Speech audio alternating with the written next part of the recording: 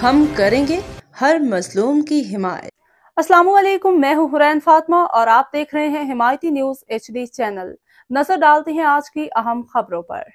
लाहौर दरिया सतलुज के बहाव में इजाफे के बाद सैलाबी सूरत-ए-हाल के खदशे के पेश नज़र अब तक 1.5 लाख अफराद को महफूज मुकामात पे मुंतकिल किया जा चुका है।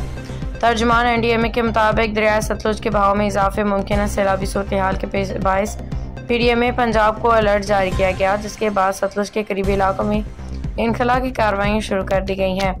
तकरीबन 1.5 लाख अफराद महफूज मुकामात पर मुंतकिल किए जा चुके हैं। KP में सैलाब से 406 हलाकतें, बनेर में सबसे ज़्यादा 237 अमवात हुई।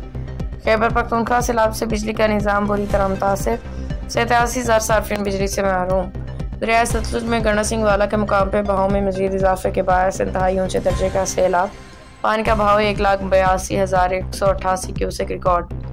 दरियाए सतलुज मोका पतन पुल और बाबा फरीद पुल पे पानी की सतह मुसलसल बुलंद हो रही है। जिला इंतजामिया के मुताबिक सैलाब से तहसील मिंचनाबाद, भावलनगर और चिश्तिया में हज़ारों एकड़ फसलें ज़ेर-ए-आब आ गईं।